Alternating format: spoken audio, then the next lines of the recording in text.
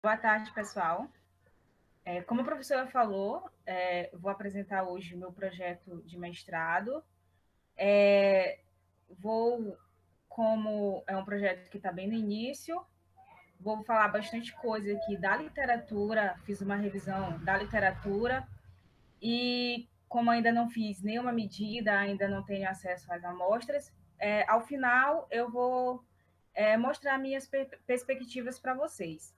Meu projeto tem como tema o estudo das propriedades magnéticas de hemosiderina por microscopia de força atômica, mas mais especificamente utilizando o modo de microscopia de força magnética, sob a orientação da professora Luciana Magalhães.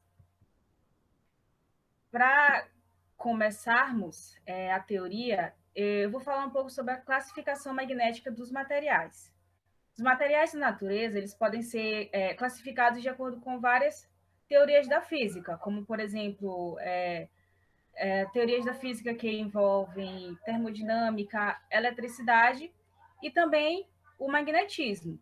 Para a gente começar a falar da classificação magnética dos materiais, eu vou precisar introduzir um termo que tem muita física envolvida, o aspecto matemático também dele é bem complicadinho, e como não é a ênfase aqui neste momento, eu vou resumir e espero que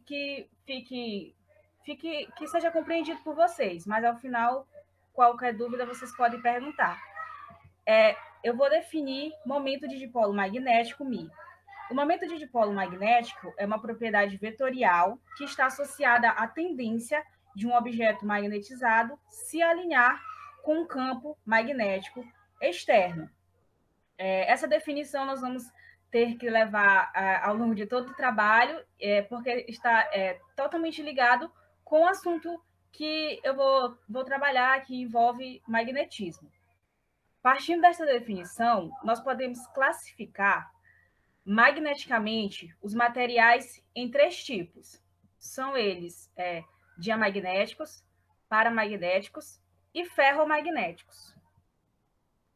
Os materiais diamagnéticos, trouxe aqui uma figura para vocês, são aqueles materiais encontrados na natureza que possuem o momento de dipolo magnético, que eu defini anteriormente, nulo. E está representado nessa figura pela ausência de setas. Não tem setas dentro dessas esferas que representam os átomos. Ou seja, na ausência de campo externo, que eu estou denominando de H, o momento de dipolo magnético é nulo. A partir do momento que esse material está sofrendo a ação de um campo magnético externo H, o momento de dipolo magnético nos materiais, eles tendem, nos átomos do material vão surgir pequenas correntes oriundos do movimento dos elétrons, que vão induzir momento de dipolo magnético não nulo, com a tendência de se opor a esse campo magnético externo. Então, daí, essas setinhas do momento de dipolo magnético estão em sentido contrário ao campo magnético externo. Então, nós podemos dizer agora que esse material está magnetizado com uma magnetização bem fraca, porque está se opondo ao campo magnético externo. Exemplos desse tipo de materiais são o cobre e o hélio. Os materiais paramagnéticos, diferentemente dos diamagnéticos, eles possuem um certo momento de dipolo líquido, diferente de zero. Só que, como eles estão alinhados em várias direções diferentes, eles têm uma magnetização resultante, só que é bem fraca, bem fraquinha. Na presença de um campo H externo, novamente, olha só o que acontece nesses tipos de materiais. Os momentos de dipolos magnéticos, eles tendem a se alinhar na mesma direção do campo externo. Isso faz com que, agora, o campo gerado por esse tipo de material seja bem mais intenso que os materiais diamagnéticos. Exemplos desses tipos de materiais paramagnéticos são o alumínio e o sódio. Nós temos também os materiais ferromagnéticos, que são os materiais bem interessantes encontrados na natureza, que nós dizemos que eles são imantados de forma natural. E eles possuem como característica principal, além de ter magnetização, momentos de dipolo alinhados em determinadas regiões, de forma bem parecida, por exemplo, tem aqui, ó, separei por regiões. Olha só uma coisa interessante desses materiais ferromagnéticos. É mais ou menos a simetria de alinhamento em determinadas regiões desses momentos de dipolos magnéticos. Essas regiões recebem o nome de domínios magnéticos. Então, isso tudo é na ausência de campo externo. Ele já tem esse comportamento de ser magnetizado. E olha só, mesmo quando quando eu aplico um campo H diferente de zero, esses momentos de dipolo tendem a se alinhar também na mesma direção do campo H. E aqui, a magnetização resultante, ela é bem mais forte em comparação aos dois tipos de materiais que eu falei anteriormente. Essa definição de domínios magnéticos, ela também será bem fundamental quando eu chegar num assunto mais na frente. Exemplos de materiais ferromagnéticos são o ferro, o cobalto e o níquel. Falando ainda dos materiais ferromagnéticos, eles possuem uma propriedade interessante que difere dos outros materiais, é que a magnetização deles resultante, ela não depende de forma linear com o campo H externo. Então, nós temos aqui, ó, vamos imaginar que vamos aplicar um campo externo, H, em um material ferromagnético. A curva de magnetização vai seguir, ó, esse caminho que eu chamei de OA, ou seja, de forma não linear, até o momento que essa magnetização vai atingir seu ponto de saturação, que ocorre no ponto A, magnetização máxima. Se eu diminuir o campo externo, essa quantidade de magnetização, curva de magnetização, ela não retorna pelo mesmo caminho que ela foi. Essa também é uma das propriedades importantes dos materiais ferromagnéticos.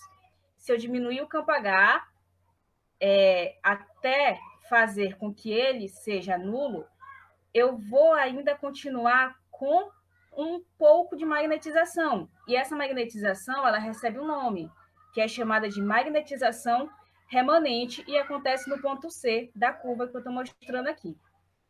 Agora, se eu inverter o sentido do campo até fazer com que ele seja nulo, eu vou percorrer esse caminho CD, e exatamente nesse ponto aqui, que ele seja nulo, não, o máximo negativo. Eu vou ter aqui fazer com que a magnetização seja nulo, no caso. Nesse exato momento em que ocorre a magnetização nula, esse campo externo ele recebe um nome importante, que é chamado de coercividade do material. Esse conceito também de coercividade do material vai ser importante futuramente. E a partir daí, se eu continuar aumentando o campo agora em sentido contrário, eu vou atingir a magnetização, a saturação também lá no ponto negativo da curva, do eixo da magnetização. E, por fim, eu faço o processo inverso até preencher essa curva, que recebe o nome de curva de histerese. Também tem uma propriedade importante que é denominada de antiferromagnetismo. O antiferromagnetismo o nome lembra um pouco ao tipo de material anterior, que é o ferromagnetismo. E o que acontece nos materiais que têm comportamento de antiferromagnéticos? Como vocês podem ver na figura, ó, é como se as colunas. Eu tenho uma coluna aqui com uma magnetização em sentido em um determinado sentido, e esse sentido ele vai se alternando. Ó. Vocês podem ver aqui para cima, para baixo. Sempre o átomo do vizinho ele tem uma magnetização em sentido contrário. Essa é a característica dos materiais ferromagnéticos. Não é de forma linear, digamos assim, só em uma direção. Exemplos desses materiais que têm comportamento antiferromagnéticos é o óxido de manganês. Feito essas considerações, vamos falar um pouco agora sobre nanopartículas magnéticas e o superparamagnetismo. Bom, como eu falei, esses materiais magnéticos eles são compostos por partículas. E de acordo com o tamanho dessas partículas, elas podem ser denominadas de nanopartículas magnéticas e recebem essa sigla como abreviação, NPMS. Para uma partícula, o que é necessário para uma partícula ser denominada uma nanopartícula? Nanopartículas são sistemas formados por grãos com diâmetro que compreendem entre 1 a 100 nanômetros. Essa é a definição de nanopartículas. E essas nanopartículas, elas possuem muitas características importantes que levam a ter muitas aplicações em várias áreas de estudo. Uma dessas características é a formação de monodomínios. Eu dei a definição anteriormente de paredes de domínio, e aqui eu estou falando de monodomínios magnéticos. Elas também possuem a propriedade de existência de grande área superficial em relação ao volume, e elas também possuem a possibilidade de recobri-las com diversos tipos de ligantes específicos, o que faz com que essas nanopartículas elas sejam muito utilizadas como nanofármacos, que é uma indústria que está crescendo principalmente nesse período agora de pandemia.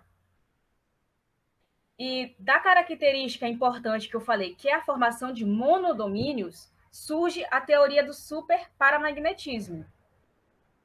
E a teoria do superparamagnetismo ela está totalmente ligada com aquele conceito de paredes de domínios que os materiais ferromagnéticos possuem. São determinadas regiões que possuem momentos de dipolos alinhados em uma determinada direção parecidas entre si. No caso, cada região aqui eu representei por uma seta que significa o momento de dipolo líquido. Todos os átomos aqui dessa direção, dessa região, estão alinhados nessa direção aqui, e assim por diante. E a formação de domínios no material, ela vai se dar no balanço energético entre o custo para manter o campo desmagnetizante e o custo para formar a parede de domínios. Afinal de contas, se eu aplicar um campo externo no material, eu vou desfazer essas paredes de domínios, porque a gente viu que todos eles vão ter uma tendência eles vão escolher uma direção para se alinhar. E quando eu tiro esse campo externo, eu vou voltar com as paredes de domínio. E para que ocorra a desmagnetização, eu também vou ter um custo de energia. Então, como saber quantas paredes, como material, ele vai saber com quantas paredes ele vai resultar ao final da ação?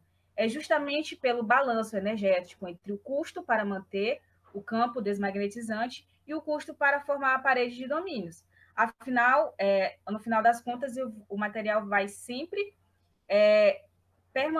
escolher o melhor caminho de gastar menos energia, digamos assim.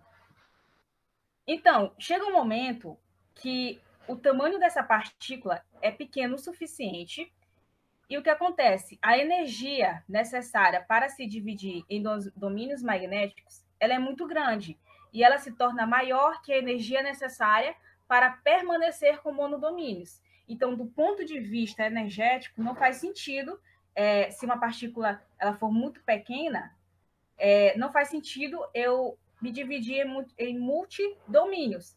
é mais fácil permanecer apenas com um domínio magnético, ficando com o chamado monodomínio. As partículas menores que se ordenam magneticamente tendem a formar monodomínios, e as maiores, acima de certo diâmetro crítico, denominado por D crítico, terão multidomínios. Então, esse diâmetro D crítico é a barreira de separação, a partir do qual eu tenho multidomínios ou tenho monodomínios. Esse diâmetro crítico, ele varia de material para material e ele da história magnética também do material, e ele manifesta-se nas medidas de coercividade em função do tamanho da partícula. Então, por isso foi necessário eu inserir o conceito de campo coercivo lá no começo. Para entender melhor o que eu estou falando aqui nessa frase, trouxe esse gráfico aqui para vocês. Ó. Aqui a gente tem o campo coercivo em função do diâmetro da partícula. E olha só o que acontece. Existe um valor de diâmetro, aqui que eu falei, D crítico, a partir do qual a partícula, se o diâmetro dela for menor que D crítico, ela terá um domínio só. E se for maior, multidomínio. E a gente percebe o que, olha só, analisando o gráfico, o campo coercivo ele vai diminuindo a partir do momento que o diâmetro aumenta. Se o diâmetro aumenta, a gente viu que o material ele terá maior quantidade de domínios magnéticos.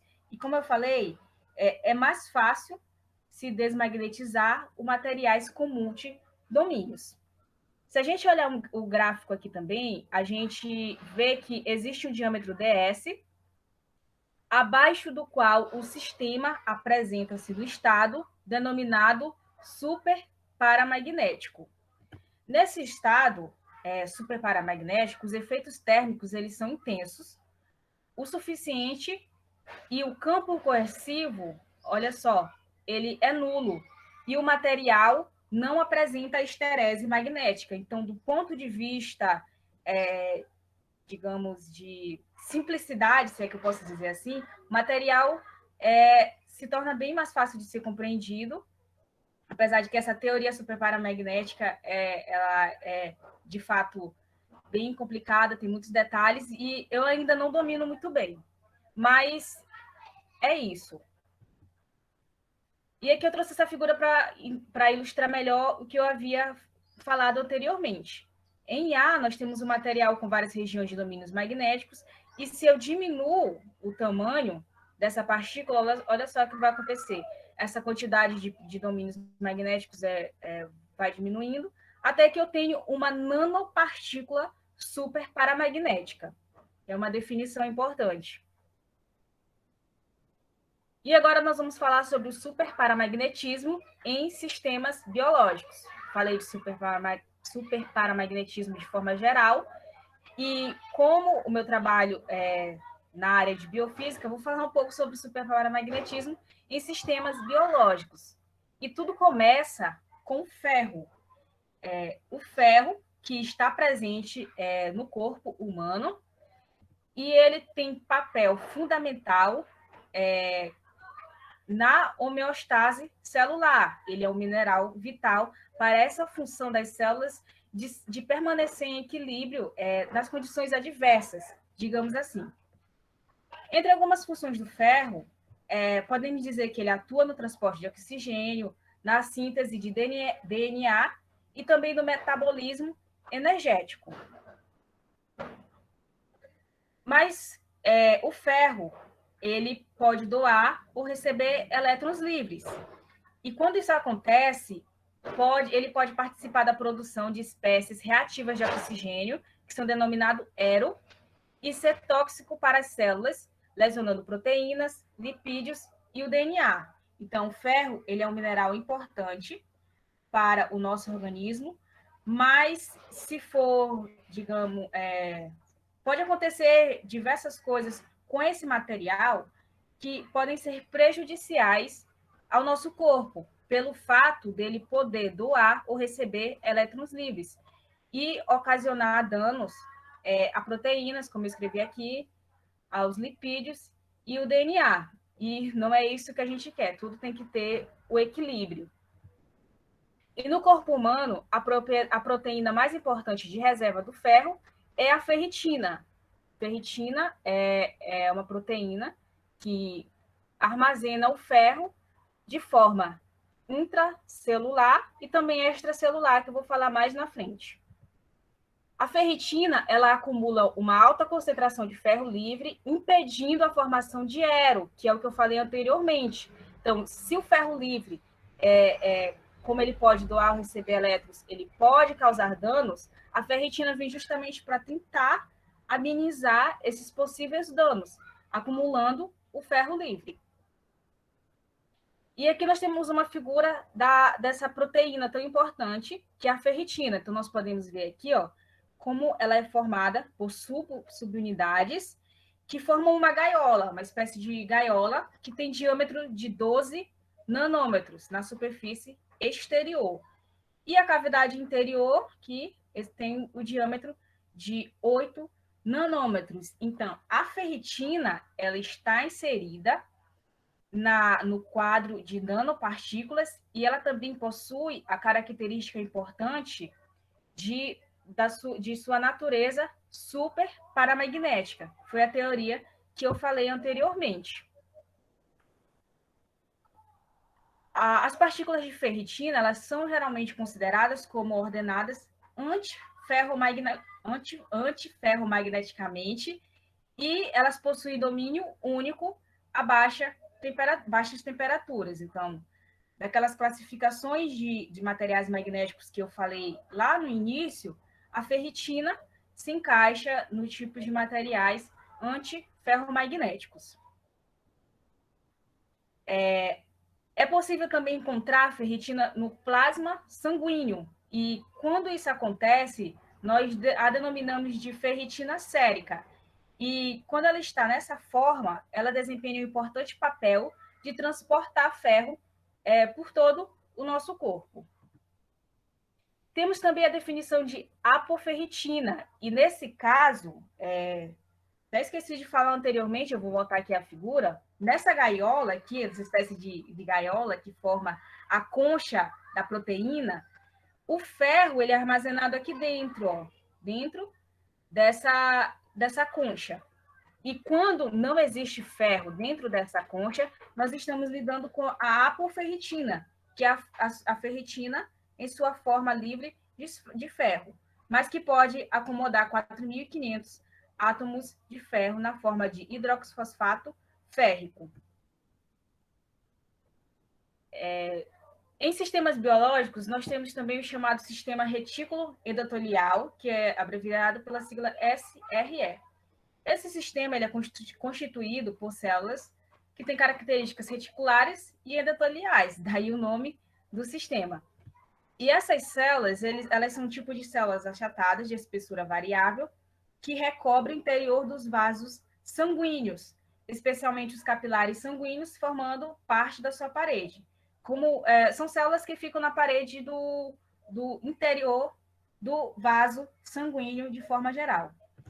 E essas células, elas possuem capacidade fagocitária, elas atuam na formação de células sanguíneas, no metabolismo do ferro, e elas também desempenham funções de defesa do organismo contra diversas doenças, especificamente contra infecções generalizadas.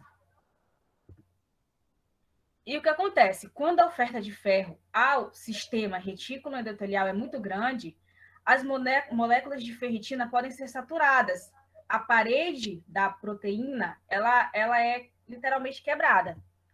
E o que acontece nesse caso? Micelas de hidroxifosfato ferro, elas vão se agregar e vão resultar em uma partícula maior que a ferritina, ou seja, está chegando mais material férrico ao interior da proteína degradada. E aí, esse material ele passa a ser visível ao microscópio óptico, na forma de um pigmento marrom de aspecto granuloso. Esse pigmento recebe o nome de hemosiderina, ou seja, de forma geral, a hemosiderina é a ferritina na sua forma degradada, por causa do acúmulo de ferro com o ferro que já havia no seu interior. E aqui nós temos uma figura, ó, de hemosiderina, vista através de microscópio óptico. Como eu falei, ela tem um aspecto granuloso na cor marrom.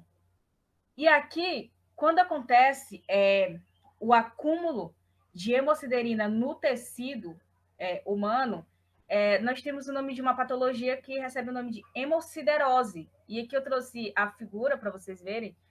Hemosiderose pele humana, para a gente ver como fica. De fato, a gente pode ver aqui na cor marrom, a gente consegue ver de forma bem clara esse pigmento no tecido humano. Recebe o nome de hemosiderose. Diante de tudo isso que eu falei, após várias revisões da literatura, vários estudos que eu tive acesso, podemos fazer a associação entre ferritina e neoplasias malignas, visto que, como eu falei, a ferritina na sua forma intracelular e também na forma sérica. Então, a quantidade de ferritina no sangue, ela está totalmente ligada com a quantidade de ferro total no nosso organismo.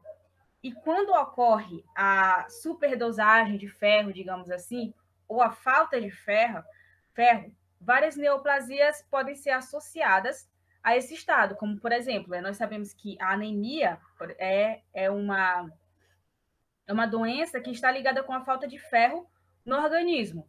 E olha só, aqui eu coloquei a referência de onde eu peguei esses dados. Células com câncer têm 6 vezes menos ferritina do que células sadias, isso foi observado. Também observou-se que macrófagos, produtores de ferritina e associados às células cancerosas, são apontados como causa da resistência das células aos anticorpos pela consequente proliferação do tumor. Ou seja, as células cancerosas são muito difíceis de serem destruídas e tem-se uma facilidade do tumor aumentar. E também a elevada concentração de ferritina sérica está presente em todos os tipos de cancros.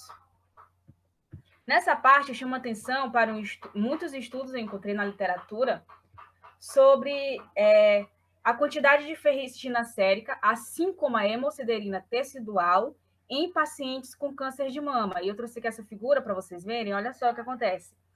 Aqui nós temos 2 pacientes foram diagnosticadas com câncer de mama. E o que acontece? Em relação ao câncer de mama, nós temos o conceito de linfonodo sentinela. Os linfonodos, de forma geral, eles têm as funções de filtro do corpo. Eles filtram e armazenam todas as impurezas. E eles estão espalhados por diversas partes do corpo, como, por exemplo, axila, na garganta, e por aí vai. E o que acontece? Quando a mulher está com câncer de mama,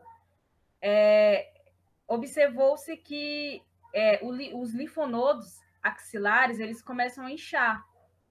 Essa é uma grande indicação do câncer de mama. E aí surgem vários tipos de tratamentos, técnicas para identificar digamos que essa raiz do câncer, que é o linfonodo sentinela, para ele ser retirado. Só que muitos métodos são muito agressivos, porque tem um método que consiste na ingestão de um líquido altamente tóxico, que ele tem capacidade de fluorescente, e aí ele vai exatamente preencher esse linfonodo. O médico tem acesso, visto que ele também torna-se azulado quando ele chega ao linfonodo. O médico tem acesso e ele retira esse linfonodo. Só que, como eu falei, esse líquido é muito tóxico e muitas pacientes não resistem. Inclusive, muitas morrem quando elas recebem a ingestão desse material no seu corpo. E essas figuras aqui, peguei de um estudo, dessa referência aqui, e olha só o que eles observaram. Eles fizeram cortes para fazer a biópsia do material da mama. E aí, após a cirurgia, teve-se o sangue degradado. Então, se teve o sangue degradado, nós temos a hemosiderina. E observou-se exatamente isso, ó. Esse pigmento na cor marrom percorrendo exatamente o caminho do linfonodo sentinela, que é o objetivo, ter acesso a esse linfonodo. E a partir daí surgiram vários estudos com o objetivo de potencializar a hemosiderina como um marcador biológico, porque do ponto de vista para o bem da paciente, uma substância que está presente no nosso corpo e ele não é de forma alguma tóxica para o organismo. Isso como é que se diz? Reduziria drasticamente os danos causados às pacientes devido àqueles exames que são totalmente agressivos ao corpo. E agora vamos falar um pouco sobre a técnica utilizada no trabalho, que é a microscopia de força magnética. A microscopia de força magnética é uma técnica que é derivada diretamente do AFM, que é a microscopia de força atômica, que se baseia em medidas de deflexão do cantilever, a partir da topografia da amostra, e detecção óptica dessas deflexões a partir do fotodetector e, posteriormente, análise dos dados coletados por meio da central e análises das características topográficas e também de algumas propriedades mecânicas da amostra. De forma geral, é isso. E o AFM, ele é a versão do AFM que estuda o padrão das forças magnéticas entre a sonda e a superfície dos materiais. Então, como o próprio nome sugere, aqui na microscopia de força magnética, a ênfase para a força magnética presente na amostra, presente na interação ponta-amostra. E a principal diferença entre o AFM e o MFM são as pontas utilizadas, que elas precisam ser magnetizadas. Trouxe aqui algumas figuras de tipos de sondas utilizadas que eu encontrei na literatura. E, claro, cada uma tem suas vantagens, tem seus ambientes, são mais adequados para a utilização. Então, aqui na figura A, nós temos uma sonda com um nanotubo de carbono preenchido com material magnético. A gente pode ver aqui bem fininho. Em B, nós temos uma sonda com disco magnético. Em cima do cilindro, aqui essa parte mais escura, temos um disco magnético. E em C, nós temos uma sonda com uma esfera magnética. E a sonda mais utilizada simplesmente uma ponta tradicional, recoberta com uma fina camada de material magnético. Esses são os tipos de sondas mais utilizados. E qual é o princípio de funcionamento da microscopia de força magnética? Aqui. A ponta da sonda interage com os campos magnéticos perpendiculares à superfície da amostra. Então, eu trouxe aqui essa figura. Nós temos uma sonda magnetizada e a amostra a ser estudada com seus respectivos domínios magnéticos, em várias direções. E nós temos que a força magnética entre a ponta e a amostra, ela pode ser escrita dessa forma. A força ela é proporcional ao momento magnético da ponta e o campo intrínseco da amostra. E elas são relacionadas através de um produto escalar. Mais da frente eu vou mostrar como é essa dependência de fato. Mas para esse momento aqui é importante que nós observemos essa dependência. Ó. A força ela depende do momento magnético da ponta, do campo da amostra, e essas duas grandezas estão relacionadas entre si através de um produto escalar. Então, vamos só observar aqui, ó. Se eu tenho a sonda magnetizada nessa direção, que é de cima para baixo, como a gente consegue ver na figura, e eu tenho essa relação aqui de produto escalar, significa que eu só vou ter força diferente de zero se o momento magnético da ponta e o campo da amostra eles estiverem paralelos. Se eles estiverem de forma perpendicular, eu não vou sentir, a ponta não vai sentir efeito de forças magnéticas e é como se eu tivesse, não, é um estado de força zero. Então, vamos imaginar aqui que a sonda magnetizada está se aproximando da amostra com esses domínios magnéticos. Então, como eu falei, olha só, aqui eu tenho um domínio magnético orientado de baixo para cima e a ponta mantém sempre sua magnetização de cima para baixo. E olha só o que acontece. Como eu tenho aqui essa orientação entre o momento magnético da ponta e o campo, elas são antiparalelas. Então, eu vou ter força nesse cenário, mas a força será negativa, representando aqui por essa letra F-. Se eu andar com a sonda para a região de domínio ao lado, eu vou estar naquele cenário que essas duas grandezas elas se encontram de forma perpendicular. Então, eu não vou ter força. E nessa região aqui é exatamente o contrário daquela primeira. Elas estão alinhadas de forma paralela e eu teria uma força positiva. E assim por diante nos dois últimos casos. Então, a ponta da sonda interage com os campos magnéticos perpendiculares à superfície da amostra. Então, essa figura aqui é para exemplificar que nós devemos saber previamente a forma que essa sonda está magnetizada para termos certeza do que estamos medindo. E aqui eu trouxe uma figura que exemplifica o modo de utilização do MFM mais utilizado, que é o chamado Lift Mode. Esse modo ele consiste em duas varreduras. Na primeira varredura, aqui em olha só, o cantilever ele vai fazer a varredura em busca de dados sobre a topografia da amostra. Então, ele varre bem mais perto da amostra, buscando informações topográficas, ou seja, tem todas as forças envolvidas ali. Ele faz o traço e também um retraço em toda a região.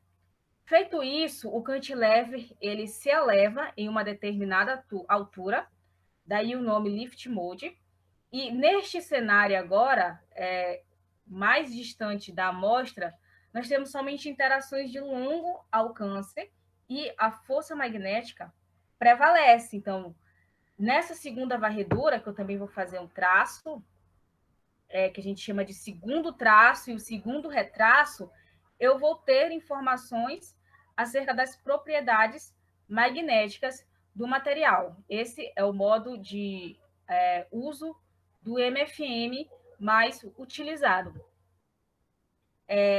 E aqui nós temos a forma da força magnética entre ponta e amostra. Que antes eu havia escrito que ele era somente proporcional a M, ao momento magnético e ao campo, e aqui nós temos essa forma geral. E aqui o μ0 é o permeabilidade do espaço livre. E aqui eu escrevi de duas formas, porque pode acontecer de eu observar também o campo da ponta e o momento magnético da amostra. Tanto faz, no caso, essas duas denominações. Essa é a forma da força nas medidas de MFM. E o que acontece? Na ausência de forças magnéticas, o cantilever, que vai ser operado no modo tapping, ele vai ter uma frequência de ressonante. Frequência de ressonância, que eu vou denominar de F0. A partir do momento da interação, F0 vai ser alterada por uma quantidade, ΔF, que vai ser proporcional aos gradientes verticais nas forças magnéticas da ponta. Então, o que vai acontecer? Essa variação na frequência ressonante ressonância do cantilever. Tem muita matemática por trás, eu trouxe somente o resultado final de como eu consigo escrever essa variação na frequência, onde K é a constante de mola. E aqui nós temos dFdz a variação no gradiente de forças envolvidos.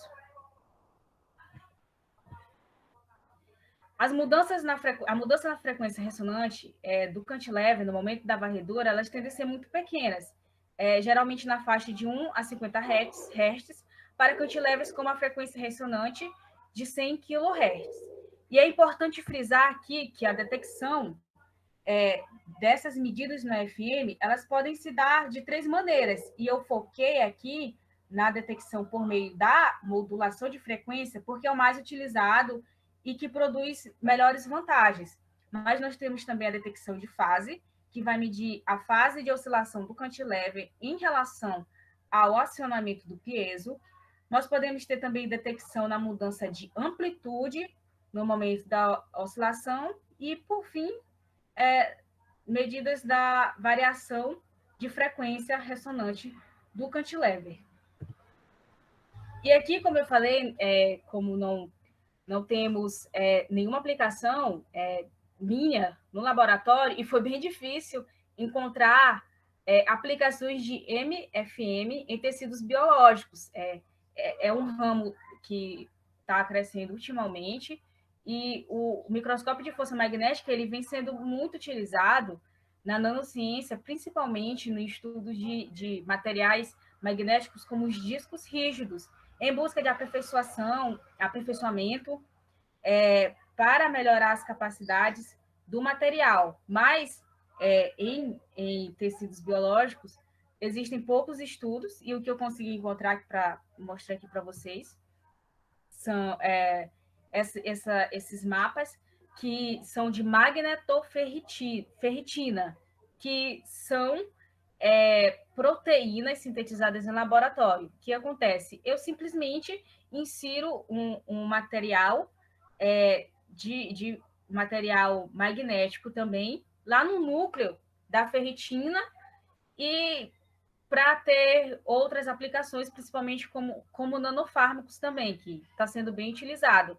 E eles fizeram vários estudos para verificar se, de fato, o material estava bom, quais são as vantagens, as desvantagens, e eu trouxe simplesmente aqui para a gente ver essa aplicação. Aqui do lado esquerdo nós temos uma imagem, um mapa de AFM, dessas 4 nanopartículas de magnetoferritina, e aqui ao lado é a imagem de fase MFM dessa mesma região anterior. Então, foi o que eu consegui mostrar de a aplicação de MFM em tecidos biológicos, em materiais biológicos, no caso, que é a ferritina, que é encontrada no corpo humano. E o objetivo do meu trabalho? Bom, o objetivo geral é o estudo da ferritina a partir de sua assinatura superparamagnética, como eu falei, usando o MFM.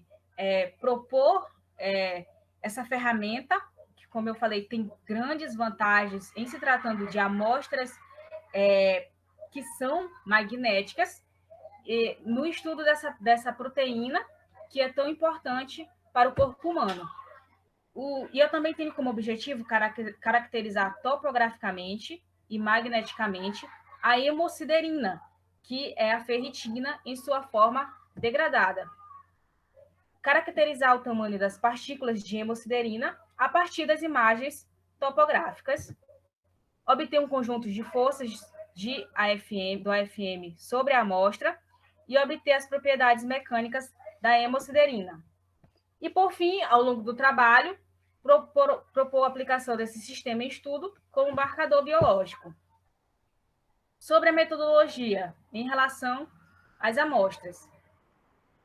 Utilizaremos amostras de doadores saudáveis e de portadores de talassemia, um tipo de anemia, que serão obtidas através de parceria com o hemomar. As amostras de sangue, elas serão propositalmente hemolizadas para obtenção de hemosiderina sérica, no caso, que está contida no plasma sanguíneo. E para isso, nós vamos utilizar uma solução fisiológica com concentração osmótica diferente do sangue para agilizar o processo de hemolização. Feito isso, um ímã será colocado abaixo de cada tubo contendo sangue hemolizado e o conteúdo do fundo dos tubos será utilizado para o esfregaço, porque se eu tenho material magnético e coloco um ímã embaixo, como a gente bem sabe, eles vão se atrair de forma bem mais rápida. Procedimentos serão desenvolvidos para encontrar a melhor amostra de hemosiderina em menor intervalo de tempo. Eu escrevi isso aqui porque, ao longo dos meus estudos, tive bastante dúvidas, porque, como eu falei, foi muito difícil encontrar algum tipo de aplicação do MFM em sistemas biológicos e em sangue também. E aí eu fiquei pensando, e não quis escrever, vim somente falar para vocês, porque ao longo do meu contato com o laboratório, eu pretendo fazer o quê? Falei que ia colocar ímãs no tubo, mas eu não sei de fato quanto tempo eu preciso colocar um ímã lá, ou isso depende da intensidade do campo magnético desse ímã. Também temos que levar em conta o fato de que se o sangue ficar fora da geladeira, por exemplo, ele começa a sofrer diversas alterações. E até que ponto essas alterações vão influenciar nos meus trabalhos de medidas magnéticas. Então, eu estou pensando ainda no procedimento que vai me levar à melhor amostra de hemosiderina, aquela que contém de fato todo o material magnético da minha amostra, e, se possível, em menor intervalo de tempo para otimizar os dados, a obtenção de dados. E, por fim, os esfregaços de sangue periféricos serão feitos com auxílio de capilares, com heparina, sobre lâminas circulares de 13 milímetros, compatíveis com o porta-amostra do nosso equipamento. Sobre o instrumento, nós vamos utilizar técnicas de AFM e também de MFM, combinadas a métodos teóricos, para descrever as propriedades do sistema em estudo. Será utilizado o modo Peak Force Quantitative Nanomechanics, com resolução de 512 pontos por linha e scan rate de 0,501 Hz. A sonda utilizada será de modelo Scanner System R da Bruker, feita de nitreto de silício, com constante de molo a ser determinado experimentalmente. E para as medidas de forças magnéticas, nós vamos utilizar o microscópio no modo MFM, utilizando o recurso Lift Mode, como eu falei, lá na parte de microscopia. E essa altura de elevação será entre 30 e 100 nanômetros. Vamos utilizar sondas modelo MESP com cobertura magnética previamente imantada, e para análise dos dados de topografia e propriedades magnéticas, serão utilizados os softs Nanoscope Analysis e o Guardian. Então é isso. Obrigada pela atenção de todos. Eu espero que tenha elucidado um pouco do que eu pretendo fazer. Como eu falei, principalmente nessa parte do final, eu mostrei mais as minhas perspectivas, e como eu estou iniciando nesse ano a vivência do laboratório, eu tenho pouca consciência disso, de como preparar da melhor maneira a amostra, mas era isso que eu tinha para falar para vocês. Então, obrigada.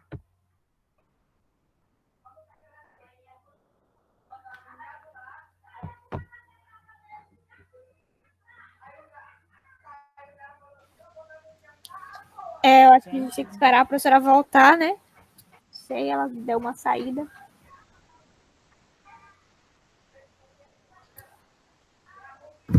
Eu acho que ela caiu, pô. Ela não tava ouvindo nada.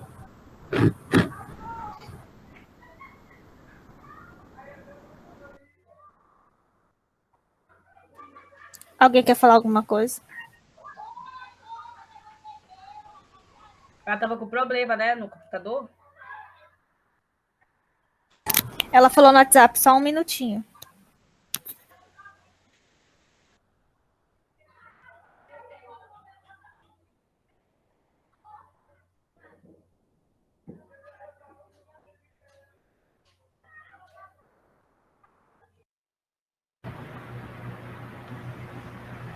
Socorro.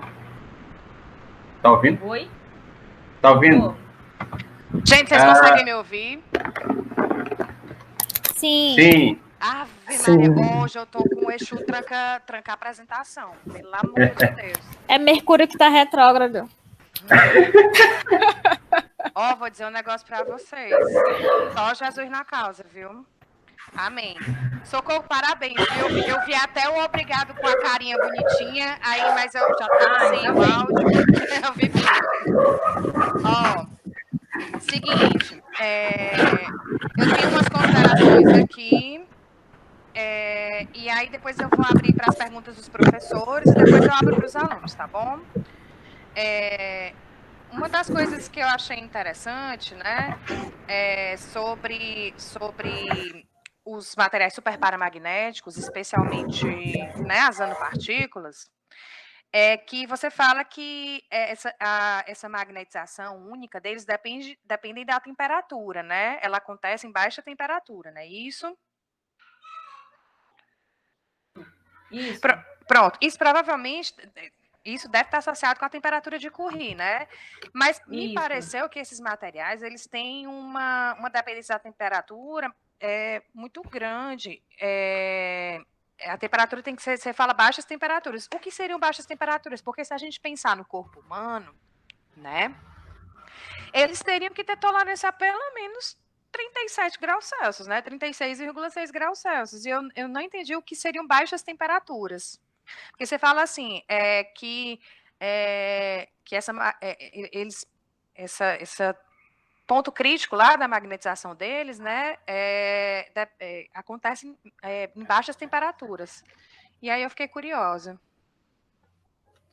Acho que eu vou mostrar aqui a tela. Pode eu mostrar. Acho que é nessa aqui.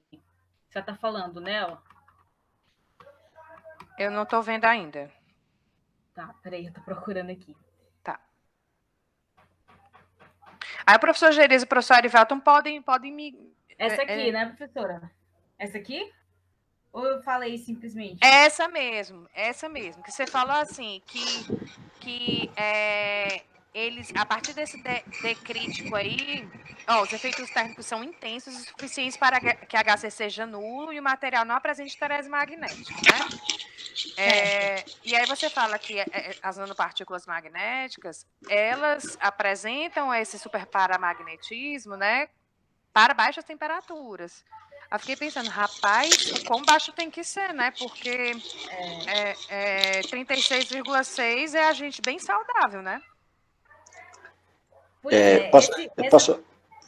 Pode, Gerias, pode. Sim, eu imagino que... Eu não vi esse artigo aí, não me lembro. Eu vi vários artigos aqui com Socorro esse período, mas eu tenho a impressão que esse trabalho aí se refere a partículas inorgânicas. Então, se a gente pensa em baixa temperatura, tradicionalmente relacionada a esses materiais ou aos efeitos de superparamagnetismo, então, de ausência de resistência, essas temperaturas estariam completamente fora dos intervalos que são praticados por sistemas biológicos. Pois é. Então, nesse caso, eu não sei realmente qual seria o valor da temperatura associada para sistemas biológicos, não. Porque tu lembra do Surrender, Gerias? O Surrender, ele produzia nanopartículas magnéticas, especialmente visando hipertermia magnética, né? Certo. Ele fazia nanopartículas ferróicas lá, para colocar dentro de tumores, aí eles colocavam um campo magnético oscilante, aí a bicha ia se agitar lá dentro da célula e ia destruir a célula cancerígena. Sim, elas atingiam então, em torno de 45, 46 graus. Por hipertermia, mas ele tinha, apresentava superparamagnetismo dentro do corpo, né? Mas aí talvez um superparamagnetismo associado à dimensão, e não à temperatura. Entendi. Porque se for temperatura muito baixa, a gente tem que pensar nisso daí, né?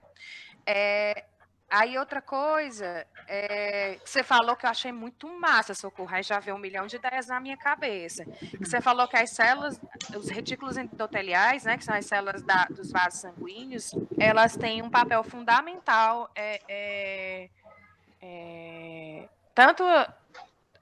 tanto no carreamento dessa ferritina, né? Repete essa parte, você falou, porque dependendo, Socorro, seria interessante a gente fazer uma caracterização e um estudo da interação dessas células, desses vasos, com nanopartículas magnéticas, para a gente ver o que é que rola, né? Mas, vai, repete aí, você falou, que é sistemas... essa mesmo. Aqui, né? Em sistemas biológicos, o sistema retículo endotelial é o sistema constituído por células que têm características reticulares e endoteliais. Elas fagocitam, né? Fagocitam.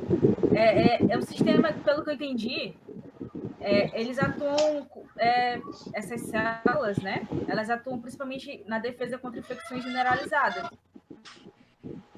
E aí ocorre problemas quando tem muito ferro chegando nesse sistema. Que o que acontece é que as moléculas de ferritina, elas são saturadas, no caso. Que tamanho é a hemosiderina, Socorro? Porque a ferritina é pequena, 4.500 átomos, né? Isso. E a hemosiderina? Ela é maior, professora, né? Ela é maior, porque ela já é visível do microscópio óptico. Então, a hemosiderina, talvez ela não apresente super paramagnetismo. Ela tenha mais do que um domínio, né? Assim, eu pensei nisso. A gente tem que pensar nisso. Uma coisa muito interessante que você falou também, Socorro, sobre a ferritina em organismos, pessoas que estão acometidas ao câncer, né? É que as células sadias têm baixa ferritina e que as células carcinogênicas têm alta ferritina. Será que uma rouba da outra? Isso é interessante também, né? Mas eu fiquei curiosa em saber que tipo de câncer. Todo tipo de câncer? Que tipo de câncer? Era bom a gente ver depois. Vai anotando aí essas coisas. Estou anotando. Eu percebi muito, eu dei até uma ênfase que a gente tinha discutido, professora, né? Em relação ao câncer de mama. Tem muitos estudos sobre a ferritina e hemosiderina em câncer de mama. Agora, com os outros tipos de câncer, não cheguei a me aprofundar tanto. Certo. Com relação ao linfonodo sentinela, eu vou fazer só uma... Não é nenhuma correção, eu vou fazer só uma explicação um pouquinho mais aprofundada, porque talvez tenha ficado alguma dúvida. Ó. Tá bom. Pronto. Sobre o linfonodo sentinela, como você bem disse, todos nós temos um sistema linfático. O que é o sistema linfático? É o sistema responsável pela drenagem, e como você falou, que filtra, né, e drena os líquidos do nosso corpo. E como você bem falou, a gente tem alguns hubs, alguns pontos mais importantes desse sistema linfático, que é aqui na garganta, na axila, na virilha. Quando a gente apresentar alguma infecção nessas regiões próximas desses hubs linfáticos, vocês já ouviram falar em íngua? Sim. Pronto. Quando você tem infecção, você tem uma íngua. Essa íngua pode ser na garganta, essa íngua pode ser debaixo do braço, essa íngua pode ser na virilha, dependendo do local da infecção. Certo? E é por isso que, inclusive, também está associado a câncer. Quando você tem um câncer de próstata, aparece uma íngua na virilha. Quando você está com infecção na garganta, aparece uma íngua aqui no pescoço, né? E quando você está com câncer de mama, aparece uma íngua na axila. Muito bem. Por que é tão importante você retirar o sentinela? A retirada do sentinela é para evitar metástase. Porque o que acontece? Como a mama ela é um ducto sem saída, e o sistema linfático ele acaba acusando e drenando essas infecções, esses processos inflamatórios do corpo, o que acontece é que o sentinela vai acabar captando alguma célula carcinogênica e o sistema linfático vai se encarregar de levar para o resto do corpo. Entendeu? Então, por isso que um dos primeiros passos quando se descobre o câncer de mama é que eles chamam secar a axila. Eles retiram o sistema linfático da axila para evitar que essas células carcinogênicas elas passeiem pelo resto do corpo. Para fazer isso, você tira o primeiro de todos, porque é o primeiro que pega lá da mama e joga para todo o resto, que é o sentinela. Mas para eu saber quem é o sentinela, eu tenho que identificar ele. Geralmente eles identificam com esse corante que eu botei até no chat aí para vocês, que é o azul de anciã, né? Alciana, coisa assim. Esse corante, ele é extremamente tóxico. Se você colocar aí no link que eu mostrei para vocês, vocês vão ver que fica azul, né? Os tecidos que são marcados com ele. Mas, no entanto, ele é extremamente tóxico e muitas mulheres acabam tendo choque anafilático. E aí, o grande interessante sobre um marcador de hemosiderina, como você bem disse, é que ele é um marcador, número 1, feito com o próprio sangue da paciente, então a chance de rejeição é nenhuma, né? Uhum. E ele tem uma eficiência muito grande, né? Fica acastanhado, fica da cor lá da perninha do rapaz que você mostrou. Matheus Filho, controla ali a dragãozinha da tua irmã. Aí, outra vantagem da hemosiderina é que, geralmente, o que eles fazem? Eles fazem um buracão na axila, eu acho que naquela foto do peito que você mostrou, dá até para ver o buraco na axila da pobre. Para poder ficar procurando sentinela. Ó, vocês conseguem ver aí? Não? Aí... Mulher, eles ficam escavucando para achar o sentinela. E a grande vantagem da hemosiderina é porque na hora que você coloca a paciente num equipamento de ressonância magnética, como ela tem propriedades magnéticas, ele vai dar contraste lá na ressonância e o médico vai saber exatamente onde é que está o bendito do sentinela. E aí ele não vai maltratar tanto uma paciente que já está tão maltratada. Né? Nesse caso aí foi muito interessante porque foi quando eles descobriram que existia uma conexão entre a mama e os linfonodos, porque a paciente ela teve uma hemorragia no local da incisão do peito, e você vê que tem um caminho de hemosiderina que vai da mama, né? E ela se perde. Só que ela foi lá para dentro do sistema linfático e marcou o sentinela acastanhado. Então, isso aqui é muito interessante, entendeu? Além da marcação, as propriedades magnéticas da hemosiderina, sabe? Isso daí é fantástico. E aí, é um mundo de possibilidades de nanopartículas e partículas maiores, elas começam a vir da ferritina e desse aglomerado que é a hemosiderina.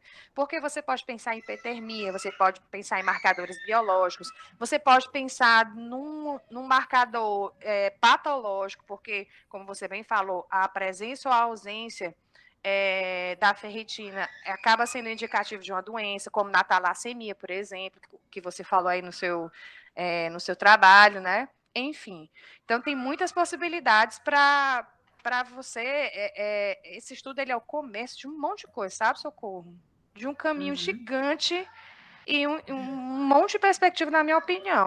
Isso na minha opinião, né? Por isso que eu queria chamar a professora Erivelton, que é especialista em sangue, em AFN e tudo mais. A dissertação dele foi sobre isso, e foi a dissertação dele que deu início a tudo isso. E aí, então, eu queria que você comentasse um pouco o que você achou, e o que é que você pensa, quais são as suas dúvidas, quais são as suas observações. Oi, gente, boa tarde. Boa tarde, Luciana. Boa tarde, Socorro. Boa tarde. Tudo bom? Tudo. Socorro, eu gostei muito do trabalho, realmente, como a Luciana fala, é um universo de possibilidades, a pesquisa que você está iniciando. Mas a Luciana, ela sempre exagera quando ela fala que eu sou especialista em sangue AFM, né? É óbvio, eu fiz mestrado e doutorado. Ela deve falar muito aí de mim, porque a gente estudou junto, né? Foi um grande prazer estudar com a Luciana. Mas o que eu queria contribuir é só uma pergunta. Disse que vai tentar trabalhar com a hemosiderina lá na metodologia. Você falou que vai trabalhar com a hemosiderina no menor tempo possível, para tentar o melhor resultado, não foi isso que você falou? A pergunta que eu faço é a seguinte: como é que o tempo influencia na qualidade da hemosiderina para você? Tá? Se você tiver como... Porque você diz assim, eu vou usar no melhor tempo, mas que melhor tempo é esse? Esse é um possível resultado do seu trabalho, tá? Então, você tentar identificar qual é esse melhor tempo, como é que a hemosiderina, no caso dos resultados que você está procurando, como é que ela degrada, que eu fiz isso na minha tese, você não deve lembrar, a gente estudava a degradação das células com FM. Então, esse é um possível resultado, é só uma sugestão que eu queria deixar para você, tá bom? Tá bom, obrigada. Tá bom? Então é isso, Luciano. Tom, aí ela faz uma cinética em diversos tempos, ela começa a observar, caracteriza o sangue, começa a observar a degradação da hemosiderina e a formação desses aglomerados, no final são cristais, né? Parecem cristais de ferro, sei lá, enfim. Pois é, porque eu acho que ela pode estudar a evolução desses sítios magnéticos com o tempo, entendeu? Anota isso, Socorro. Entendi. É isso. Essa é uma sugestão. Tá bom? Parabéns, Socorro. Tá ótimo o trabalho. Obrigada. Se precisar de alguma coisa, Sim. estou à disposição, tá? Até mais. Professor Gerias, e aí? Comente aí.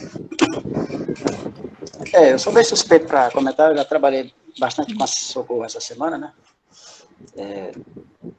Estou na incumbência de ajudá-la também e aprendendo aos poucos sobre esse assunto, que é bastante interessante.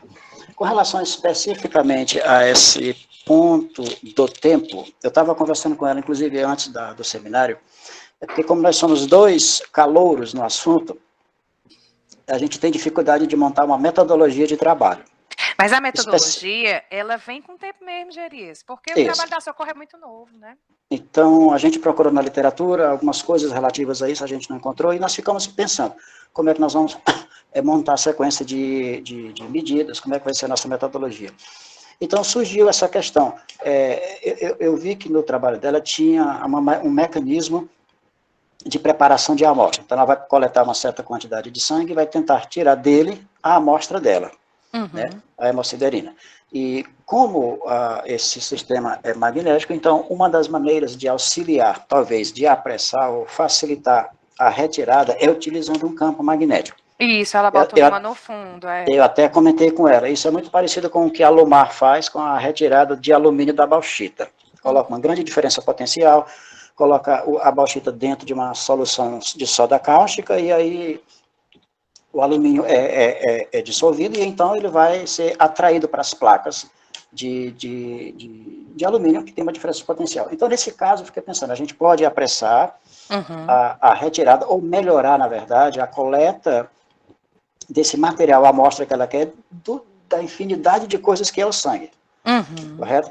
E aí eu fiquei pensando, como é que a gente vai fazer com relação ao tempo? Se a gente quer estudar o sistema o mais natural possível, quase, vamos dizer assim, em vivo, a gente teria que estudá-lo de tal maneira que ele não mudasse as suas propriedades. Se fosse um sistema inorgânico, como que eu, por exemplo, estou acostumado a trabalhar, isso não seria um problema. O tempo não é problema, a não ser que esteja sujeito a algum estímulo externo, como, por exemplo, um resistor a uma diferença de potencial. Ou um capacitor, sei lá. Mas no caso dos sistemas biológicos, essas coisas, elas podem mudar muito rápido. Então, dependendo do que a gente queira estudar dessa hemosiderina, o tempo pode ser uma variável fundamental.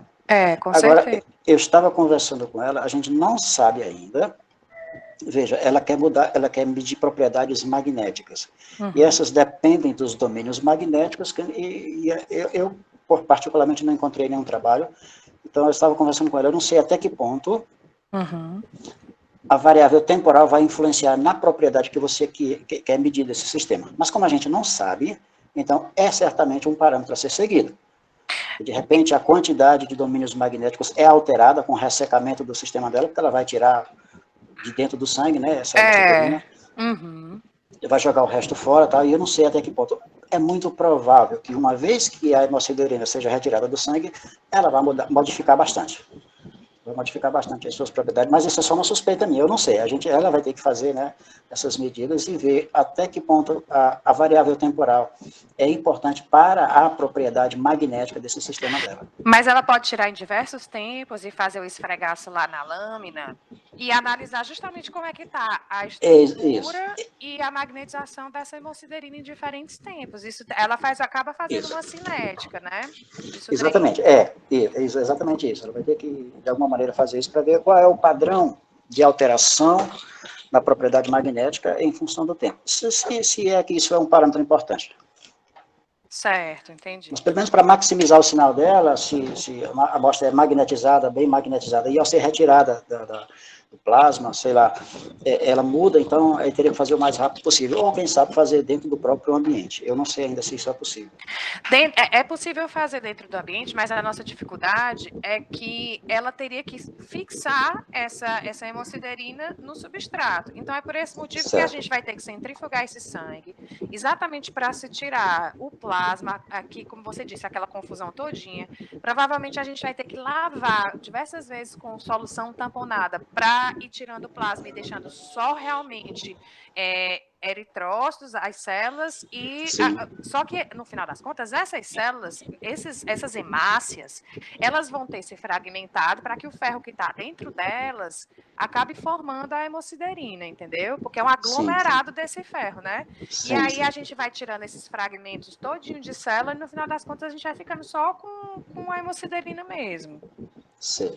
A ideia é essa, para que a imagem dela seja o mais limpa possível. Certo. Eu entendi. Eu não tenho muito a acrescentar, eu estava trabalhando um pouco com ela a parte da teoria do magnetismo, né? A teoria da técnica em si, né? É bastante complicada. Tem umas coisas interessantes, ela vai ter que aprender não só a manusear o equipamento, mas para interpretar os resultados, ela precisa entender qual é a ferramenta que ela tem em mãos.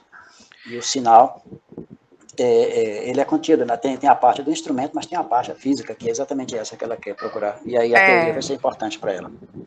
Vai, e assim, ela essa introdução dela é muito importante porque ela já mostrou diversos tipos de o que são materiais diamagnéticos, paramagnéticos, ferromagnéticos. Está avançando, né? Está avançando. Exatamente, isso é muito importante. Essa curva, inclusive, Socorro, essa curva de magnetização, essa que mostra a esterese, ela é muito importante, né? Porque, como você bem mostrou, à medida que eu vou retirando o campo, essa magnetização ela não é nula. Né? Ela só vai ser nula quando eu coloco um campo reverso. E essa magnetização remanente, né? Porque para mim na minha cabeça tem que ser remanescente, mas essa magnetização remanente, ela só vai ser retirada com a inversão do campo ou quando você coloca o material na temperatura de Curie, né? Uhum. E aí já me levantou outra coisa. Temperatura de Curie em materiais nanoestruturados devem ser bem menores, né? Porque cada material tem a sua temperatura de Curie, né? Mas em materiais nanoestruturados deve ser bem mais baixa a temperatura, né? Esse é o sentimento que eu tenho, enfim, né? É por isso que é tão dependente da temperatura. E assim, você mostrar, a gente pode, inclusive, fazer isso, Socorro, utilizando uma coisa que a gente tem, que é o nosso módulo de temperatura, para você ir medindo a magnetização, Socorro, à medida que você aumenta ou resfria, porque o nosso vai até -20 e para cima vai bem altão.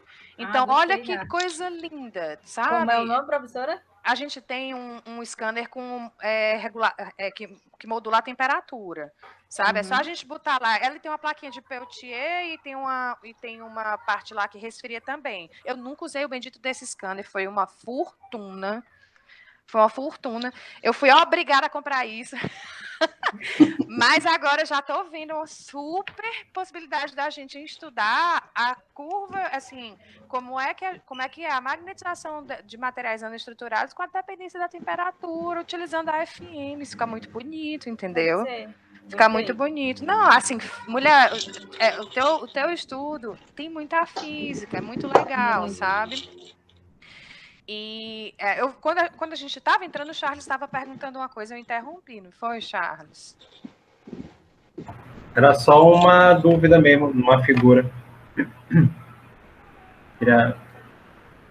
Tá ouvindo, Socorro? Tô ouvindo. Pode falar qual é a figura.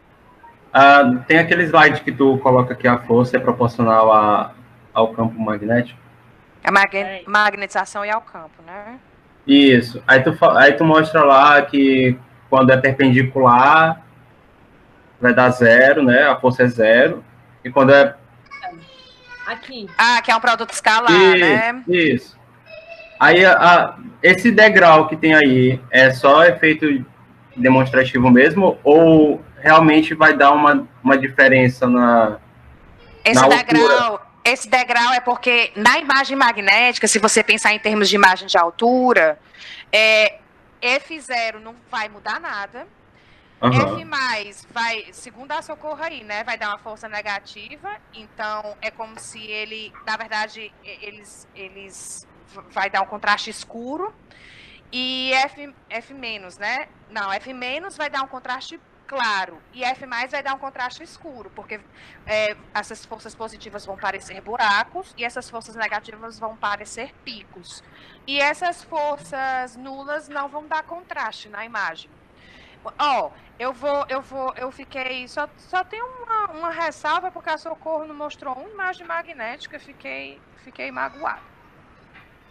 Deixa eu ver aqui, eu consigo apresentar também alguma coisa? Como é que eu faço? Acho que a Socorro tem que Sim, é só isso. Deixa eu ver aqui se eu consigo apresentar. É assim, é? Peraí. Não sou matutinha. Véi é o cão, né? Véi cai, véi não sabe mexer nas coisas, menina. É um drama. Vocês estão vendo aí? É isso aí que eu tô mostrando bem aí, assim? Sim. É uma imagem de MFM. Aí, essa imagem aí, especialmente aqui, ó, não tem onde a Socorro mostrou que as setas estão cada uma para um lado, formando as paredes de domínio. Pois as imagens de MFM, elas vão ser bem assim. Lá no nosso padrão, lá, que é a fita magnética, deixa eu ver se eu acho aqui, você vê, acho que a Ruana até já fez uma imagem, não fez, Ruana? De fita magnética. Mas eu não tenho ela aqui, tá lá no computador. Deixa eu ver aqui, MFM Images. Ela vai ficar, né, assim, ó. Deixa eu mostrar aqui, nessa bem aqui, ó. Olha que interessante. Vocês estão vendo aí, ó? Aqui você tem as paredes, ó. Tá vendo essa linhazinha bem aqui, ó? Sim. Essa aqui é a parede. Aí, ó, aqui é a força positiva e aqui é a força negativa. Ó, claros e escuros, claros e escuros. Só que na imagem MFM você não pode interpretar como sendo vales e picos, porque não é topografia. Você interpreta mesmo como sendo uma força atrativa e repulsiva. Mais ou menos assim, sabe? Luciana, é por isso que a imagem de altura ela é feita junto, né, no traço, né? Exatamente. Você possa comparar a topografia com a distribuição magnética, né? Aqui, falou aí, perfeito, ó. A imagem aqui, ó. Aqui, ó, então, vocês conseguem ver, ó, a topografia, ó. Sai, diabo. Topografia, ó. Tá aqui, ó. E a imagem magnética, ó. Não tem nada a ver uma coisa com a outra, vocês estão vendo, ó. Aqui, claro. Então, isso aí seriam os campos magnéticos. Isso daqui isso daqui é o gradiente de força magnética, porque, na verdade, no MFM, a gente mede o gradiente de força. Certo? Sim. Então, isso aqui seriam realmente os domínios, entendeu? Você está vendo as paredes, aí você tem aqui esses campos. Realmente, Socorro, faz um grande favor para mim, eu vou tirar aqui. Deixa eu tirar aqui como é que tira. Você está apresentando, eu quero parar. Mostra aquela tua imagem que tu mostra a sonda subindo e descendo, fazendo lift mode. Sabe qual é que eu estou falando? Aquela que está até no teu projeto de dissertação? Essa aqui.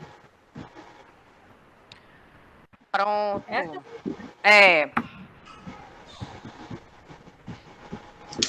Essa imagem aí, Charles, é que está no manual. Aí, como o professor Arivelton falou,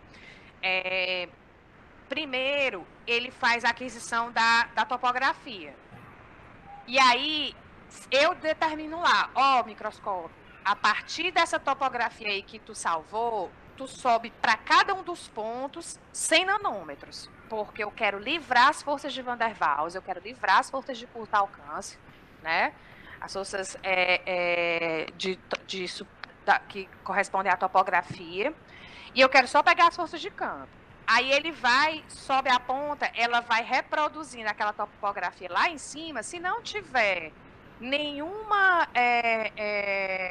força, gradiente de força magnética, puxando esse cantilever para baixo ou empurrando esse cantilever para cima, ele vai permanecer vibrando lá no modo tapping com a frequência de ressonância dele. Quando ele encontra um domínio, né, uma região que as forças magnéticas são atrativas, aí ele se deflexiona em direção. Quando ele encontra uma região que as forças magnéticas são repulsivas lá para ele, ele se deflexiona para longe. É igual aquela imagem que a Juana mostrou, que é como se você tivesse, no final das contas, mudando a constante de mola efetiva do cantilever, adicionando, deixando o cantilever mais leve ou deixando o cantilever mais pesado.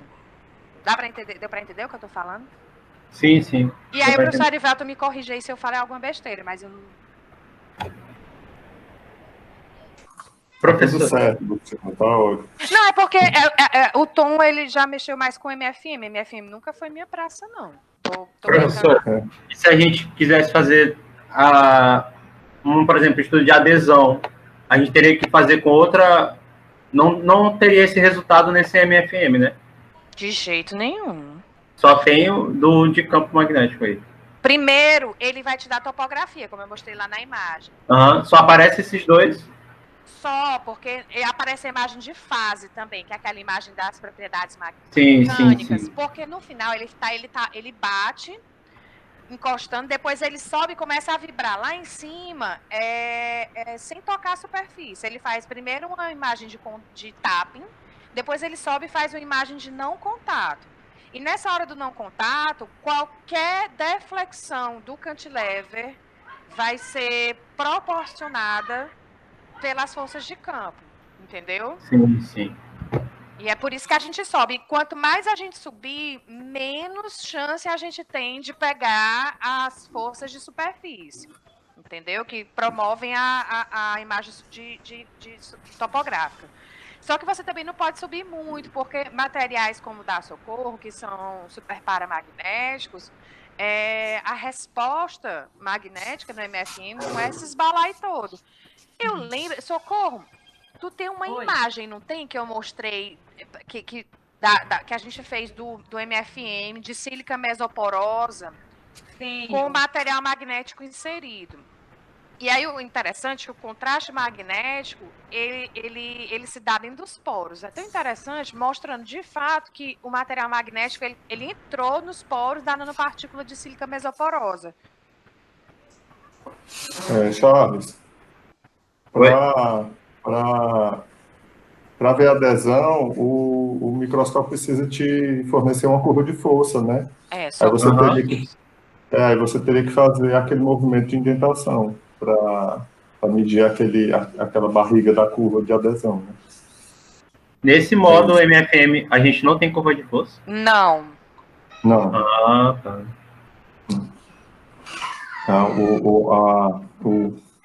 A grandeza física de outro, né? Uhum. Pelo que eu já li, as metodologias de medida de campo magnético nessas estruturas quase sempre mantêm a ponta bastante longe, né?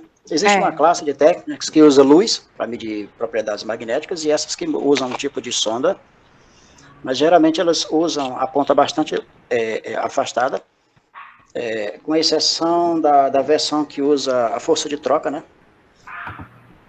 Que aí, nesse caso, a ponta fica da ordem de 5 angstroms da superfície da amostra para medir apenas a força magnética devido ao spin. Mas, fora essa, todas as outras versões, elas mantêm a ponta bastante afastada. Portanto, não dá para medir as forças de Van der Waals, essas outras forças que são típicas do FM. Aí o que a gente pode fazer, porque vocês viram, Socorro bota lá naquela tua imagem das pontinhas magnéticas que tu mostrou. Essa? Não. Essa. Não. Aqui tem essa, pronto. Porque vocês sabem que a gente tem a sonda lá no laboratório, que é a MESP, né? Que, se eu não me engano, ela é de platina e irídio. Porque o que acontece? Para que ela tenha essa resposta aí, que ela consiga fazer essa leitura dos domínios magnéticos da amostra e tal, ela precisa ser uma sonda que tem uma cobertura magnética. E antes de você fazer a medida, você imanta a sonda, você coloca ela em cima do ímã durante um determinado tempo para você alinhar o campo magnético e tal, né? Como a Socorro mostrou, para ele ficar perpendicular à amostra. Aí, o que acontece? Essa sonda, geralmente, ela tem uma resposta muito boa para materiais, como a Socorro falou, que tem uma magnetização, que tem uma resposta ao campo magnético externo, assim, razoável. Quando você precisa amplificar esses sinais, você faz ou melhorar a resolução, o que acontece? Quando você bota essa cobertura magnética, o que acontece é que você acaba aumentando o raio da sonda. Aí você mete resolução. Vocês estão entendendo o que eu estou falando? Porque imagina que você está botando uma camada em cima da sua ponta, e aí você acaba aumentando o raio dessa ponta, entendeu? A superfície dessa ponta. Quando é muito pequenininho, você vai acabar causando um artefato de imagem. Aí você está vendo aí que a Socorro mostrou uma possibilidade de você anexar ou crescer um nanotubo de carbono na extremidade da sonda, esse nanotubo preenchido com material magnético, aí você acaba tendo uma resposta. Na verdade, você acaba tendo uma resolução muito grande, porque imagina uma sonda de nanotubo de carbono. Ou você pode colar, se essa sua ponta não tiver a cobertura magnética, você pode colar na extremidade dela uma bid magnética, que é essa imagem C aí, né? Que é uma microesferinha com cobertura magnética. Eu até tenho essas microesferas. E eu até já fiz isso quando eu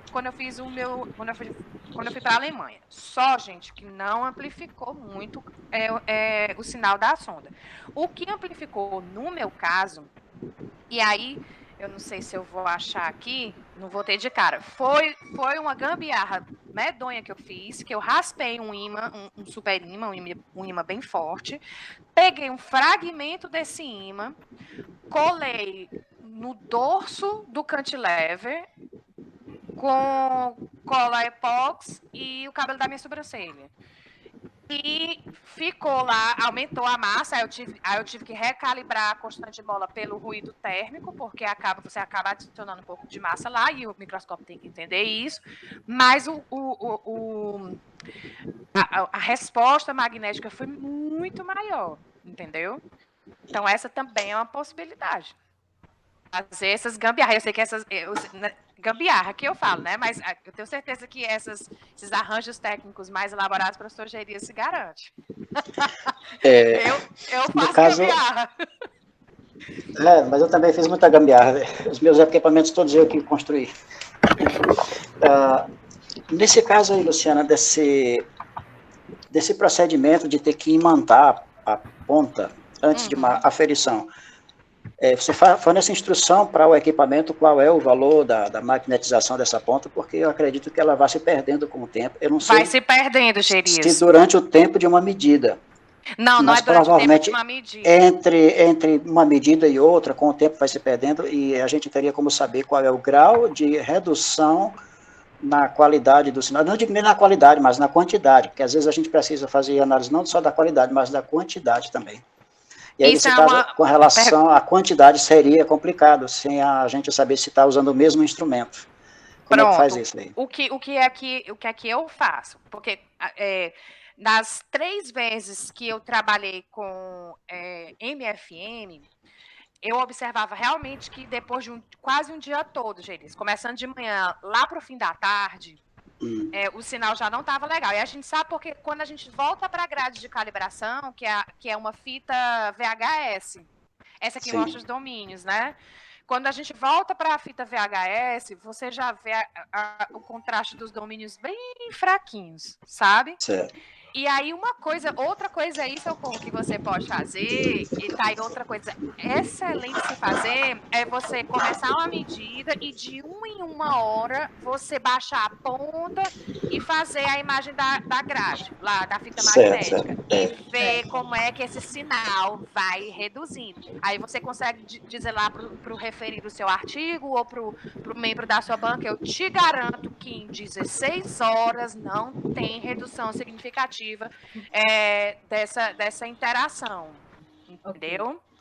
Esses são procedimentos que o experimentalista está acostumado a fazer, né? A gente acaba se tornando craque nessas coisas de tentar livrar o equipamento dos resultados que a gente tem. Isso realmente é uma coisa que a gente tem que ter preocupação. Com Como eu certeza. usava também detetores que precisavam de resfriamento, e às vezes a gente esquecia de botar nitrogênio líquido, e o detetor começava a mostrar o que não deveria. E às vezes eu já vi dissertações defendendo ruídos, como se fosse sinal. Oh, e o problema era o detetor, que estava quente demais. Quente assim, 100 graus abaixo de zero. Quente, então a gente tem que ter cuidado com relação a esses artifícios. Quando você falou na ponta que vai ter que ser magnetizada, então eu preciso garantir que essa magnetização seja constante. Se eu preciso uma medida quantitativa detalhada, ou mesmo qualitativa, ou seja na resolução em altura ou em resolução lateral. Mas nesse caso dá para fazer, né? A gente tem uma fita de calibração e aí pode ter esse trabalho, né? Vamos dizer assim, de mostrar que o equipamento que a gente está usando permanece o mesmo ao longo das medidas. Perfeito. Pronto, isso aí, Socorro, anotou aí? Porque isso daí é uma coisa interessante. Legal, né? Por isso que é bom, gente, esses seminários. Nossa, porque aparece muita coisa interessante para a gente fazer. E aí, pronto, eu acho que o primeiro passo é esse, né, Socorro? É primeiro fazer a calibração desse tempo de desmagnetização da ponta. E depois a gente pegar qualquer amostra de sangue, isso a gente já pode pegar. E lisar o sangue e colocar no ímã, primeiro por 24 horas, e ver o que a gente observa, né? Depois, né, por mais tempo, dessa dependência do tempo. Depois, de fato, a gente segue para as caracterizações e, por último, para as aplicações, né? Sim. Porque, inclusive, esse lance da variação da temperatura para ver a degradação da hemosiderina e tal, né? É bem interessante também. E é importante no caso dela a gente está tentando medir a propriedade magnética de um sistema magnetizado. Mas para tirar a nossa amostra de dentro do restante do ambiente que nós não queremos, que é o sangue, a gente aplica um campo magnético. Então a gente tem que ter muito cuidado de não mudar a estrutura magnética da amostra antes de colocar debaixo do nosso instrumento, senão a gente está medindo uma outra coisa e não a verdadeira hemosiderina que está lá dentro do sangue. Verdade. Esse é um ponto que tem realmente que ter cuidado. Verdade.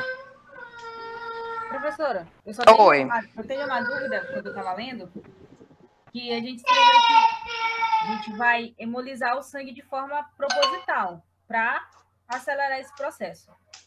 E aí, isso. Aí eu vou botar aqui no slide. Aqui, ó. As amostras serão hemolizadas propositalmente usando solução fisiológica com concentração osmótica diferente do sangue. Qual seria essa solução? Você já ouviu falar em PBS? Soluções tamponadas? Só aqui nos seminários. Pronto, PBS é uma solução salina, certo? Que tem a mesma concentração osmótica do sangue. Então, quando você quer conservar hemácias e células sanguíneas ou outras células quaisquer, porque ela mimetiza, o PBS, ele mimetiza os fluidos corporais. Então, você coloca as células dentro do PBS, tranquilo. Mas quando você quer explodir as células, você faz com que essa concentração osmótica seja diferente. Aí ela acaba ou jogando conteúdo íons para fora ou recebendo íons demais, entendeu? Na verdade, ela vai receber íons demais para fazer esse balanço osmótico e ela acaba explodindo mesmo. Porque lisar é romper a membrana, né?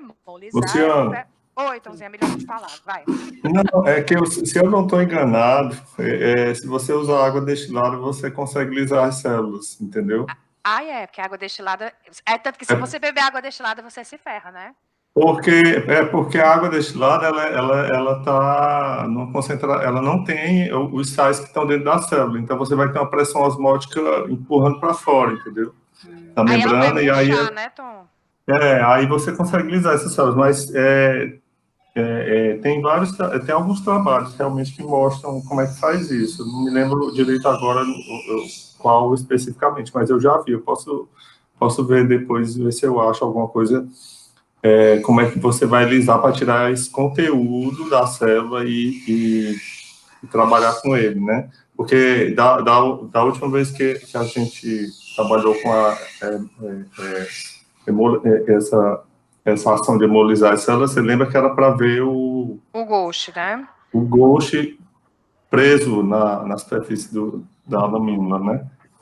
Era, mas dava um jato de PBS, né? Era tão... mas eu acho que a própria água já é suficiente, só que eu não tenho certeza, mas é só uma... Água destilada, né? Mas eu tiro já essa dúvida, eu pergunto só para quem, Socorro, para a Carol, que está lá no grupo da Biofísica. A Carol, ela é médica veterinária. Pronto, o pessoal da biologia sabe. A gente pergunta já para ela aqui. Mas com certeza a tua água destilada faz isso, porque tu lembra que o Marcelo Rose dizia pra gente que se a gente tomar água destilada, se não morresse, a gente ficava com a dor de barriga muito grande por causa dessa concentração osmótica, né, que ia ferrar com exatamente. Mas e por que a gente está falando de talassemia aí, Socorro? No caso da talassemia, é porque a chance da gente encontrar ferritina é muito maior, né? Verdade. Assim, então, para formar hemosiderina, seria assim, uma chance muito maior, sabe? E aí, é por isso que, talvez, para facilitar a produção de hemosiderina para você, os pacientes com talassemia, que são muito comuns aqui no Maranhão, né? Possa ser uma forma de estudo para você, né? Mas a gente pode comparar, inclusive, a formação da hemosiderina nas pessoas saudáveis e nos portadores de talassemia, né? Sim, para ver a diferença. Isso. Mais alguma pergunta, galera? Não, né? Pois, Socorro, meus parabéns. Foi massa demais, viu? Parabéns, Socorro. Muito massa o projeto da Socorro, muito interessante. A proposta. E aí, fico muito feliz de ver todos vocês se garantindo no cenário de vocês. Aproveito a oportunidade, a Sara não está aqui, né? Mas eu aproveito a oportunidade para convidar todo mundo, por favor, para o seminário da Sara na próxima quarta-feira, que vai falar de nanopartículas em matrizes poliméricas para a produção de células solares e o estudo delas com microscopia de força atômica e com microscopia de força elétrica e tal, né? E aí não deixem de participar, tá bom? Eu vou aqui parar a gravação. Peraí.